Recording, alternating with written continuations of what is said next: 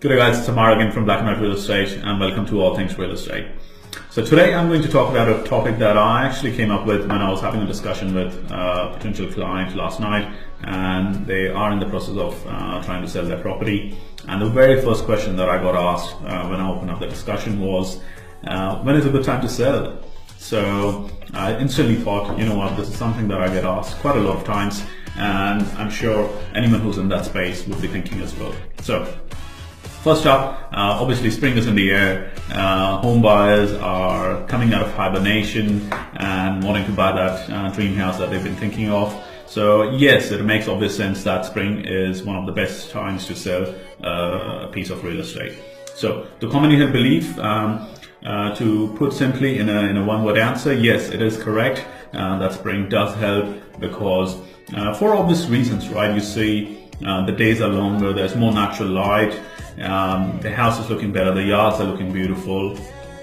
So it does help in making sure that that transforms into a really good open house, a lot of buyers coming out, the photography looking really good. So all of that collectively, guess what, ends up being really good for the selling process and achieving a fantastic result for you. So that's commonly correct.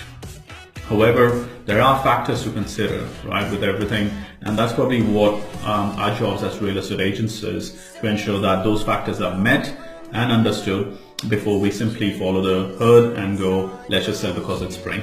So I'm going to ask you the same questions that I usually go about and see if you're ready in that space. So first and foremost is, are you actually ready to sell?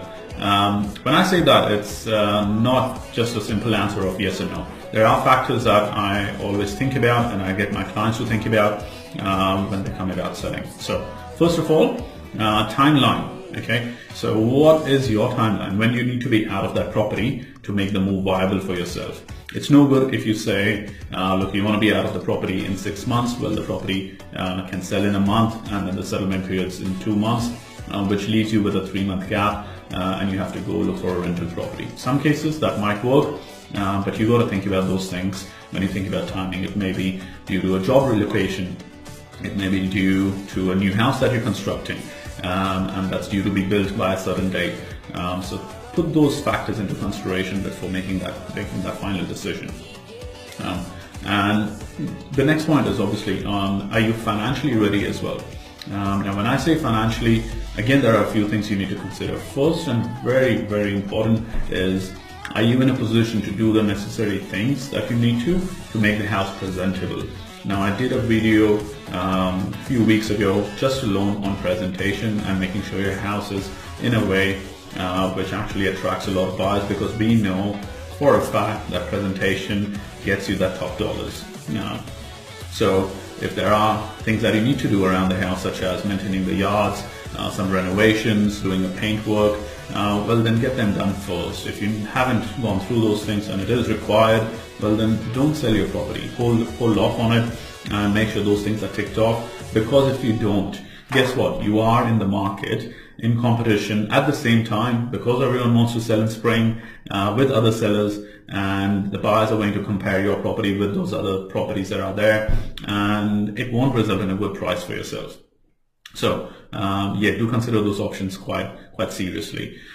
And the other thing that I always then revert to is, what if you're not ready to sell? Okay, and again, going back to the conversation I had last night, due to some personal reasons, they were not in a position to be on the market for the next 6 to 8 weeks at least. So the obvious answer there is taking the real estate agent out. Well, put simply, don't sell, right? There are things that we can start doing or putting in place right now, such as booking the photographs in, starting with some of the write-up, artwork, and getting those administrative things out of the way, so that when you are ready, we can be on the market. But yeah, if you're not ready, don't rush through it. If you can't get those things that you need to in terms of presentation ready, well, then don't rush through it again. So yeah, again, things that you need to consider, obviously, if you're not ready. And finally, look, what I'll leave you with a counter argument, like I always love to.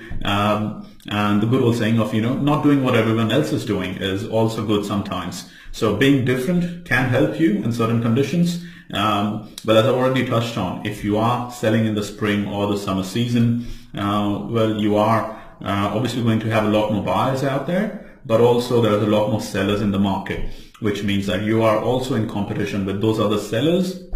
And maybe it's a good strategy to not be in competition with 20 other houses that are looking similar to yours, and maybe putting it on the market when there are less sellers so that your house can be showcased in a much better fashion. So again, factors to consider.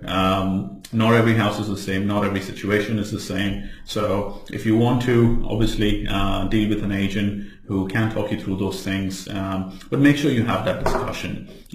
If you are ready and if you've ticked off all those boxes and you want to have a further discussion, feel free to get in touch. Thank you again for tuning in, and I look forward to seeing you next time. Bye for now.